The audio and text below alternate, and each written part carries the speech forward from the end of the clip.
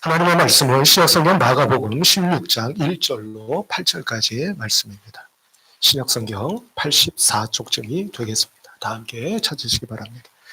신약성경 마가복음 16장 1절로 8절까지의 말씀 제가 봉독합니다. 안식일의 지남에 막달라 마리아와 야고보의 어머니 마리아와 또 살로메가 가서 예수께 바르기 위하여 향품을 사다 두었다가 안식 후 첫날 매우 일찍이 해 돋을 때에 그 무덤으로 가며 서로 말하되 누가 우리를 위하여 무덤 문에서 돌을 굴려 주리요 하더니 눈을 들어본즉 벌써 돌이 굴려져 있는데 그 돌이 심히 크더라. 무덤에 들어가서 흰 옷을 입은 한 청년이 우편에 앉은 것을 보고 놀라매 청년이 이르되 놀라지 말라. 너희가 십자가에 못 박히신 나사렛 예수를 찾는구나. 그가 살아나셨고 여기 계시지 아니하니라. 보라, 그를 두었던 곳이니라. 가서 그의 제자들과 베드로에게 이르기를 예수께서 너희보다 먼저 갈릴리로 가시나니 전에 너희에게 말씀하신 대로 너희가 거기서 배우리라 하라 하는지라. 여자들이 몹시 놀라 떨며 나와 무덤에서 도망하고 무서워하여 아무에게 아무 말도 하지 못하더라. 아멘. 이것은 오늘 우리에게 주시는 하나님 말씀입니다. 주신 말씀을 가지고 함께 말씀의 은혜를 나누고자 하는데요. 지난 주일은 우리가 부활주일로 지켜드렸습니다. 그래서 오늘 이 본문 말씀을 가지고 예수님의 부활에 대하여 다시 한번 우리가 상고하면서 은혜를 나누고자 하는데요. 우리 성도 여러분, 우리가 무엇을 하면은요, 우리 사람은 꼭 시간과 공간의 제약을 받게 되죠. 그래서 무엇을 하게 되면 그 일이 언제 있었나, 어디에서 있었나 이런 생각 하게 되지 않습니까? 그리고 누군가와 약속을 하게 되면 언제, 어디서 라고 이렇게 묻게 되잖아요. 그러니까 우리 사람은 어쩔 수 없이 시간과 공간에 제약을 받는 것이 당연하다. 이렇게 말씀을 드릴 수가 있겠습니다. 여기에서 한 걸음만 더 나아가면 이렇게 되는 건데요. 어떤 일이 있었다고 치십시다. 그러면 우리가 이런 생각을 할 때가 있죠. 왜 꼭 그때였을까? 이런 생각하게 됩니다. 또 왜 꼭 거기에서였을까? 이런 생각하게 되죠. 성경의 예를 한번 좀 말씀을 드려보면 열왕기상 19장의 말씀을 보면 선지자 엘리야가 당시 이스라엘의 왕이었던 아합 왕과 그의 아내 이세벨의 핍박을 받다가 그만 탈진해버리고 말지 않습니까? 그래서 어디로 가죠? 부엘세바에 있는 로뎀나무 아래로 갑니다. 거기에서 지쳐 쓰러져 하나님 차라리 저를 죽여주세요. 너무 힘듭니다. 이럴 때가 있었어요. 그때 하나님께서 천사를 통해서 엘리야에게 먹을 떡과 마실 물을 공급해 주십니다. 그 떡을 먹고 물을 마시고 다시 힘을 얻게 되는 것이죠. 근데 그렇게 약간 힘을 되찾은 엘리야 선지자가 혹시 우리 성도 여러분들 어디를 찾아가는지 아십니까? 어디를 찾아가나요? 제가 오늘 처음 말씀드리는 것 아니고요. 이전에도 말씀을 드린 일이 있습니다만 바로 호렙산을 찾아갑니다. 성서학자들은 그 로뎀나무가 있었던 부엘세바에서부터 호렙산까지의 거리를 대략 한 350에서 400km 정도의 거리로 봅니다. 그럼 성도 여러분 생각해 보세요. 가깝습니까? 뭡니까? 아주 먼 거리죠. 더군다나 그 당시에 갈 수 있는 방법이라고는 그저 도보로 걸어가는 길 외에는 없지 않겠습니까? 근데 그 길을 갑니다. 그런데 성도 여러분, 궁금하지 않아요? 왜 호렙산을 굳이 찾아갔을까? 앞서 말씀드린 것처럼 왜 꼭 호렙산이어야만 했을까? 이런 궁금증이 드는 겁니다. 한번 짐작을 해봅니다. 성도 여러분, 엘리야가 너무나 힘이 들었다가 이제 막 기운을 좀 차렸어요. 그러고 나서 그 먼 거리를 걸어가는 겁니다. 한번 생각해 보시기 바랍니다. 왜 굳이 호렙산이어야만 했던 것이겠습니까? 호렙산은 바꿔 말하면 무슨 산이 됩니까? 신의 산이 됩니다. 그 신의 산에서는 어떤 일이 있었더랬죠? 우리가 너무나 잘 아는 일들이 있지 않았었습니까? 바로 모세가 하나님을 만난 곳이었습니다. 그러니 짐작해 보건대 엘리야는 꼭 만나고 싶었던 거예요. 누구를 만나 뵙고 싶었던 거겠습니까? 하나님을 만나 뵙고 싶었던 거라고 짐작이 됩니다.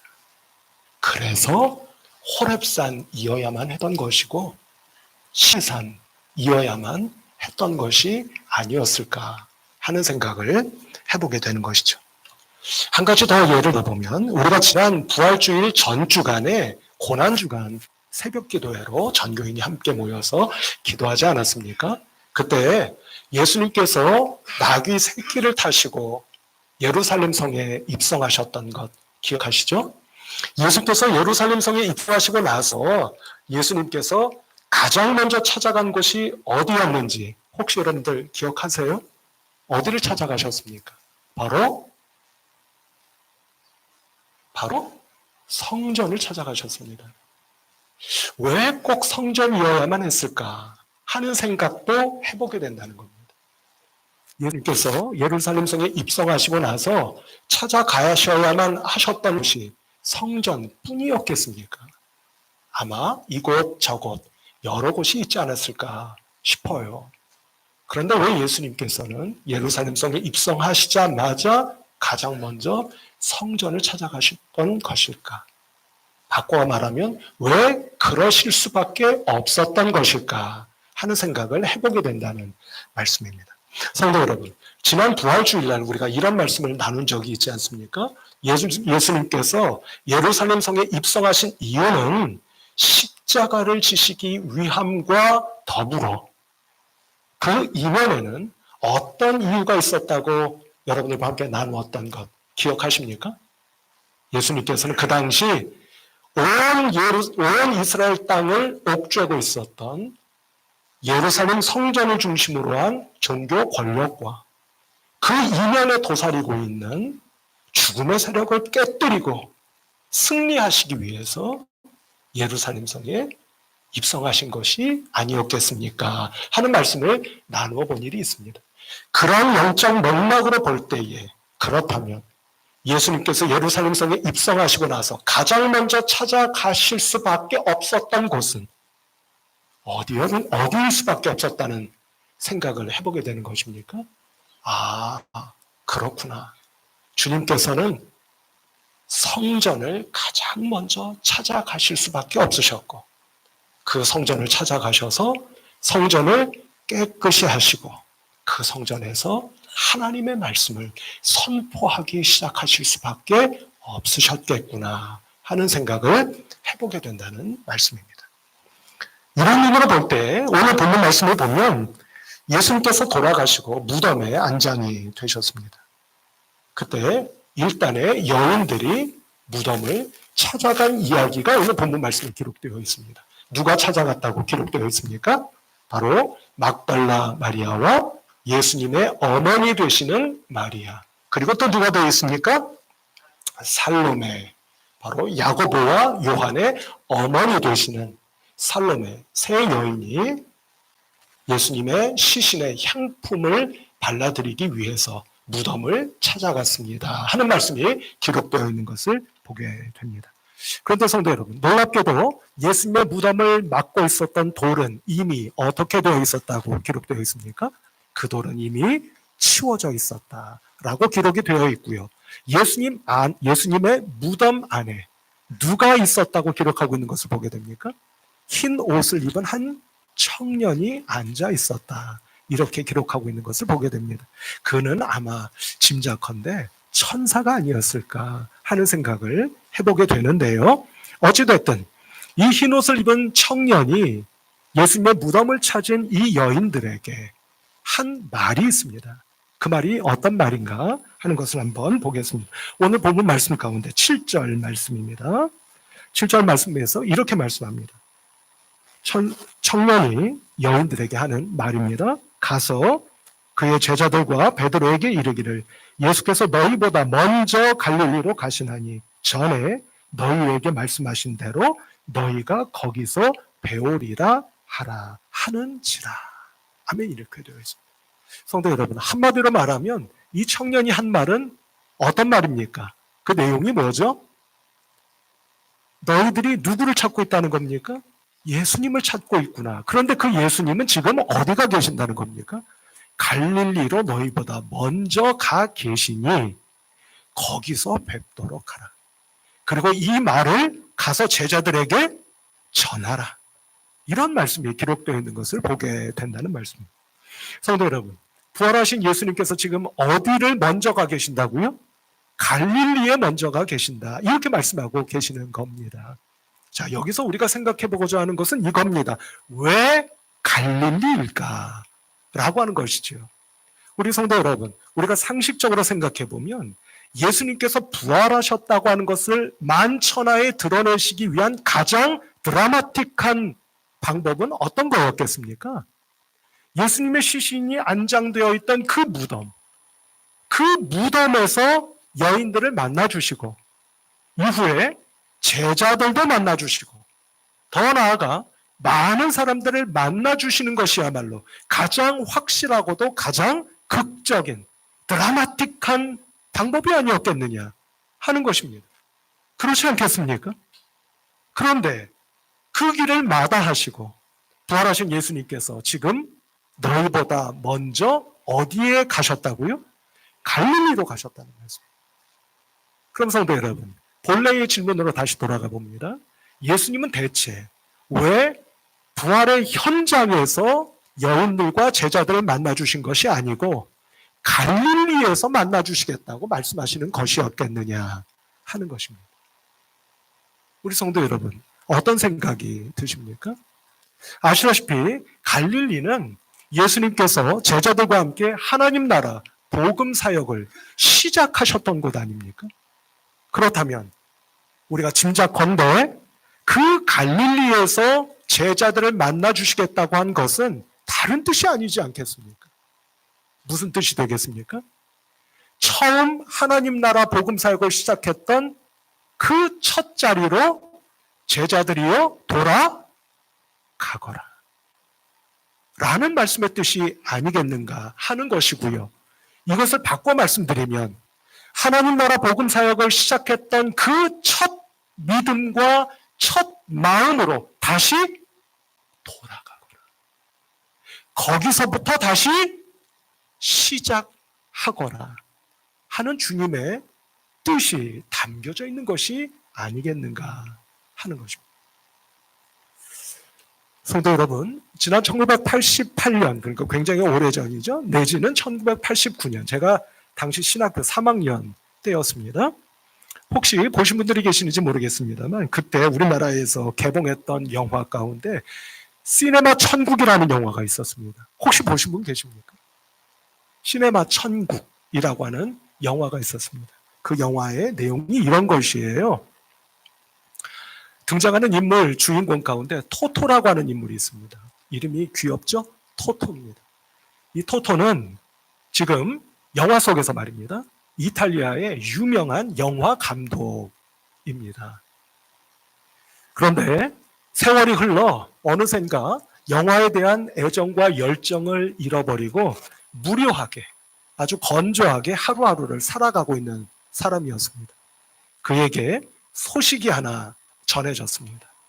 그 소식은 다른 것이 아니라 고향에서 이 토토가 어렸을 때부터 토토를 친아들처럼 보살펴 주셨고 영화에 대한 첫 사랑과 첫 열정을 가르쳐 주었던 알프레도라고 하는 아저씨가 마침내 돌아가셨다고 하는 소식이었습니다. 그 소식을 전해받은 토토가 용기를 내어서 이러저러한 사건들로 인하여 그동안 오랜 세월 발길을 끊었던 고향으로 돌아가게 됩니다. 고향으로 돌아간 토토에게는 돌아가신 알프레도라고 하는 아저씨가 남겨주신 유품이 전달됩니다. 그 유품은 다른 것이 아니라 알프레도 아저씨와 토토의 추억이 담겨져 있는 영화 필름을 모아놓은 상자였습니다. 영화 감독인 토토가 그 상자를 열어서 필름을 영사기에 끼워 넣고 필름을 돌립니다. 그때 여러분 영화를 보신 분들은 아시겠습니다만 눈앞에 펼쳐지는 그 너무나도 아름답고 놀라운 그 장면, 그 장면을 바라보며 토토가 끊임없이 눈물을 쏟습니다. 저는 그 장면을 이렇게 생각합니다. 이제는 어른이 되어 유명한 영화 감독이 되었으나 앞서 말씀드린 것처럼 어느샌가 나도 모르게 영화에 대한 애정과 열정을 잃어버렸던 토토가 그 눈앞에 펼쳐지는 장면들을 목격하면서 저 마음 깊은 곳으로부터 다시 솟구쳐 오르는 영화에 대한 사랑과 열정을 회복하는 그런 장면이 아니었을까, 이렇게 생각을 해보게 됩니다.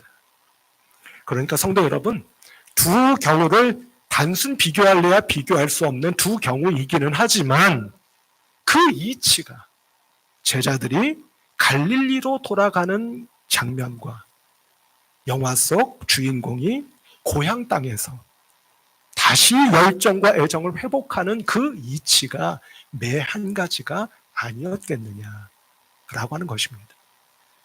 따라서 우리 성도 여러분, 오늘 이 시간 이 자리를 통해서 우리 성도 여러분들을 주님의 이름으로 축복하는 것은 부디 부활절 둘째 주일인 오늘 이 시간 이 자리 하나님 앞에서 예배하고 있는 성도 여러분들에게 오늘 말씀의 은혜와 성령의 감동이 여러분들에게 임해지셔서 여러분들에게도 다시 한번 예수 그리스도에 대한 사랑과 하나님 나라에 대한 믿음의 열정이 다시 한번 확인되고 회복될 수 있는 복된 이 예배의 시간 자리가 되시기를 우리 주님 예수 그리스도의 이름으로 축복합니다. 여기서 한 걸음 더 나아가 보도록 할까요? 이제 한 가지를 더 생각해 보고자 합니다. 그것은 무엇이냐면 바로 이겁니다. 앞서 왜 갈릴리로 돌아가라고 하셨을까라고 하는 질문을 드렸지 않습니까? 그리고 그것에 대한 말씀의 은혜를 함께 나누지 않았습니까? 이 두 번째 질문은 무엇이냐면 그것이 왜 예수님께서 부활하신 직후였을까 하는 겁니다. 우리 성도 여러분들이 들으시기에 따라서는 다소 엉뚱한 질문이 될런지도 모르겠습니다. 근데 저는 한 주간 동안 말씀을 묵상하고 상고하며 이런 생각을 해보았습니다. 만일 예수님께서 제자들이 말입니다, 하나님 나라에 대한 복음 사역에 있어서 뭔가 좀 느슨해졌거나 나태해졌거나 게을러지는 것이 보여졌다면 언제든지 다시 갈릴리로 또 갈릴리로 돌아가는 일들이 흔히 있을 수 있는 일이었지 않겠느냐 하는 것입니다. 그런데 왜 주님께서 부활하신 직후에 주님께서는 제자들을 다시 갈릴리로 초대하신 것일까 하는 것입니다. 이유는 이것이죠. 왜 그때여야만 했던 것일까? 다시 말하면 왜 부활하신 직후여야만 했던 것일까라고 하는 것입니다. 그것은 바로 이런 것이라고 여겨집니다. 성도 여러분, 한번 잘 들어보시고 오늘 마음속에 꼭 새겨보실 수 있기를 바라는데요. 그것은 바로 예수님께서 죽음의 권세를 깨뜨리고 부활하신 부활 사건을 믿는 부활 신앙이야말로 우리들 한 사람 한 사람을 하나님 나라 복음 사역의 자리로 다시 돌아가도록 만드실 수 있는 유일한 길이기 때문이다 라고 말씀드릴 수 있기 때문이다 싶다는 겁니다.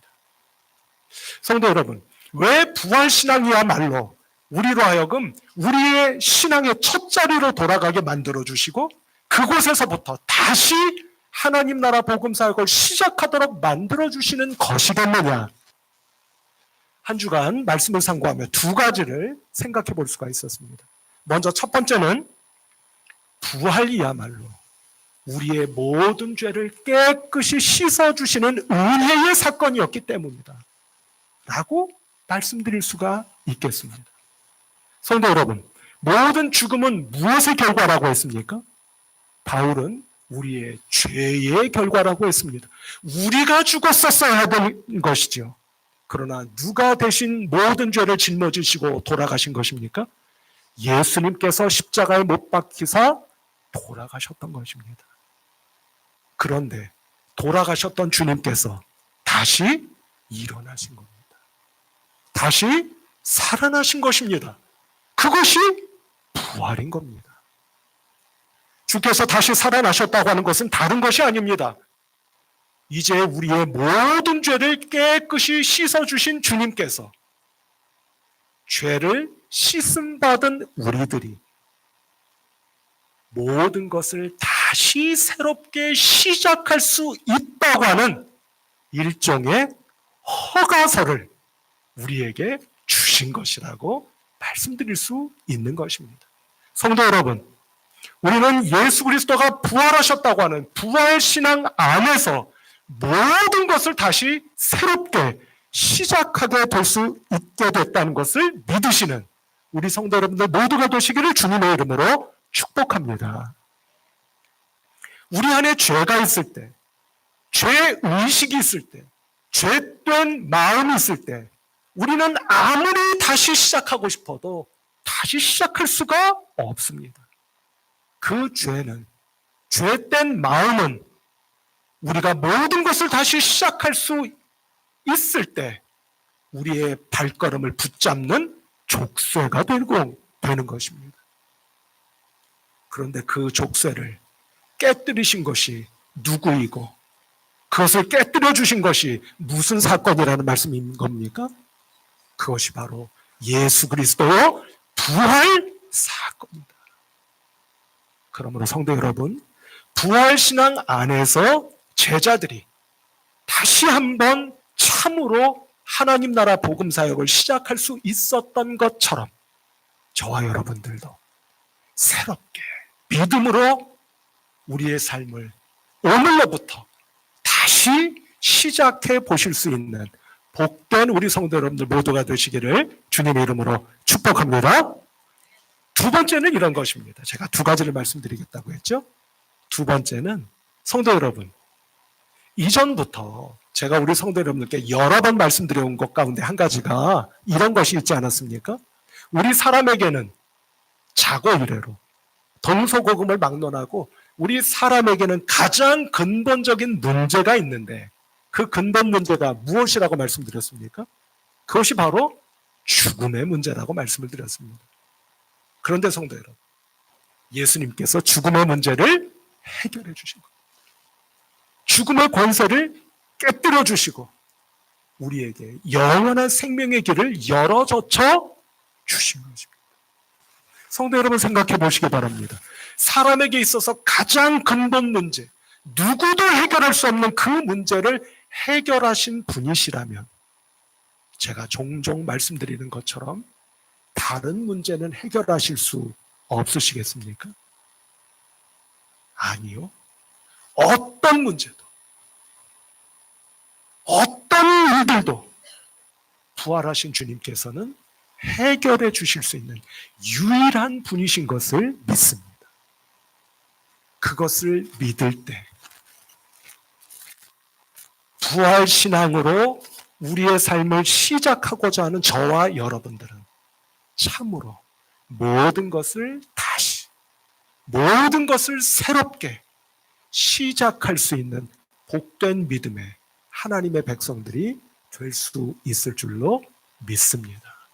성도 여러분, 오늘은 하여 우리의 인생의 발걸음을 어제까지 어떻게 살아오셨다 할지라도 이제 다시 시작할 수 있는 이 시간 이 자리가 된 것을 믿으시기를 바랍니다. 어떤 신앙 안에서 말입니까? 부활신앙 안에서 말입니다. 그러므로 이 한 주간의 믿음의 삶이 그 어느 한 주간의 믿음의 삶보다도 더욱 새롭게, 더욱 힘있게, 더욱 소망을 가지고 이 한 주간을 살아가시고 살아내실 수 있는 부활신앙의 사람들, 저와 여러분들 모두가 되실 수 있기를 부활하신 우리 주님 예수 그리스도의 이름으로 권면하며 축복합니다. 기도하겠습니다. 하나님 아버지의 은혜와 사랑을 감사하고 감사합니다. 부활절 둘째 주일에 저희들을 불러주시고 함께 부활신앙 안에서 우리의 모든 죄를 씻어주신 주님의 부활 앞에서 다시 시작할 수 있는 저희들로 삼아주시고 누구도 해결할 수 없는 죽음의 문제를 해결해 주신 주님의 능력을 믿고 다시금 인생길을 새롭게 시작할 수 있는 복된 믿음의 백성 모두가 될 수 있도록 하나님, 오늘 예배하는 모든 성도님들 한 분 한 분을 주님의 말씀과 성령으로 충만하게 채워 주시옵소서. 예수 그리스도 이름으로 간절히 기도하옵나이다. 아멘.